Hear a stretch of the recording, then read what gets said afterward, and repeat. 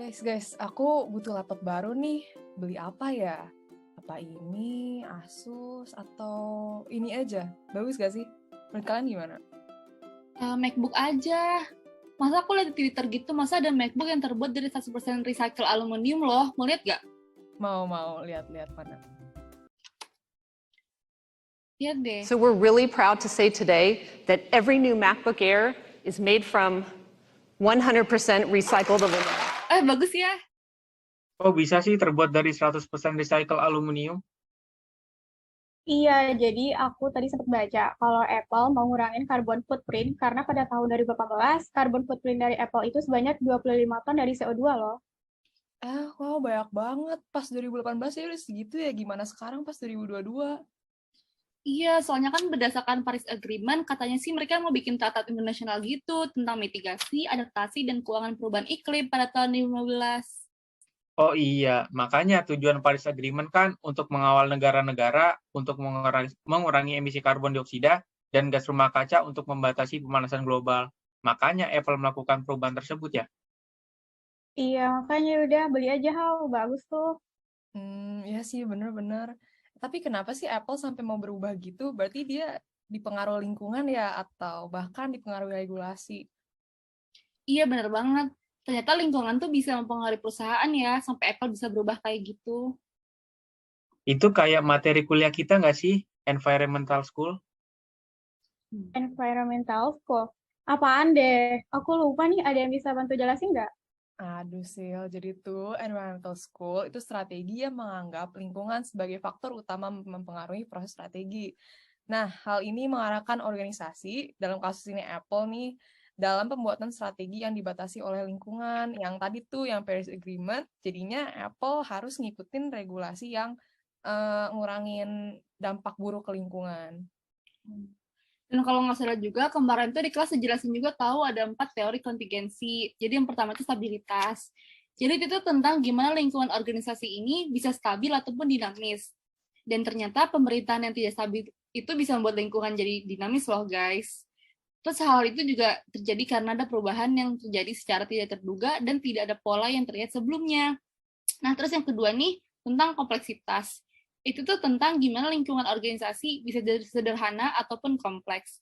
Kalau lingkungan kompleks itu mengharuskan organisasi untuk memiliki banyak pengetahuan canggih terkait produk, pelanggan, dan lain-lain. Nah, aku cuma ingat dua doang sih. Duanya lagi apa ya? Aku lupa. Nah, yang dua lagi ada market diversity atau bagaimana pasar dari suatu organisasi bisa terintegrasi hingga terdiversifikasi. Lalu ada hostility, yakni kompetisi atau hubungan suatu organisasi dengan persatuan atau perserikatan, pemerintah, dan kelompok eksternal lainnya. Serta ketersediaan dari sumber daya. Oh gitu. Terus kira-kira ada gak sih selain Apple, perusahaan yang nerapin environmental school juga? Kayaknya ada lagi deh. Contoh itu kayak perusahaan Elon Musk, yaitu Tesla. Jadi itu, Tesla menginvestasikan anggaran mereka ke negara penghasil nikel. Nah, salah satunya itu Cina. Tujuannya ya untuk kebutuhan dan ketersediaan pasokan bahan baku pembuatan mobil listrik mereka yang terbuat dari nikel, kayak gitu. Keren ya si Tesla sama Apple ini. Nah, tapi walaupun ada tekanan dari lingkungan ini, apa sih efeknya pada perusahaan yang nggak mau patuh? Karena kan nggak mungkin ya, nggak semua perusahaan itu bakalan sebagus Apple dan Tesla dalam responnya dalam menanggapi tekanan lingkungan ini. Nah, jadi untuk perusahaan tidak patuh atau tidak sebagus Apple dan Tesla dalam menangani tekanan lingkungan, perusahaan tersebut nantinya bakal kalah saing karena mereka tidak bisa bertahan atau tidak mampu bertahan mengikuti tekanan atau perubahan lingkungan. Oh gitu. By the way, ini kalau tipe-tipe respon perusahaan dalam menanggapi tekanan lingkungan itu apa aja sih, guys? Oh, ada banyak sih nih, lihat deh. Jadi kalau kayak Apple, dia tuh fully accepting the pressure kan. Nah, ada juga yang compromise, jadi dia setengah-setengah gitu bisa accepting the pressure dari environment. Nah, ada juga nih yang kurang baik untuk dalam menanggapinya. Ada yang avoidance, jadi dia menghindari pressure yang ada yang defiance, dia tuh secara aktif menghindari juga sih, tapi dia bisa dalam berbentuk challenge, attack, ignoring norms and values kayak gitu.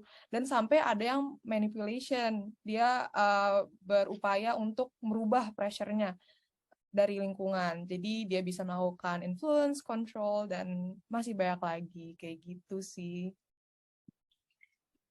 Oh, berarti dari yang jelasin kamu, berarti Apple sama Tesla tuh fully accepting ya? Ya udah kamu beli aja deh mendingan, karena kan mereka punya respon yang terbaik terhadap tekanan lingkungan. Iya sih, bagus. Yaudah deh, aku abis ini beli MacBook sama Tesla, soalnya mereka baik banget menyikapi environmental school ini. Yeah. Yaudah, makasih ya guys.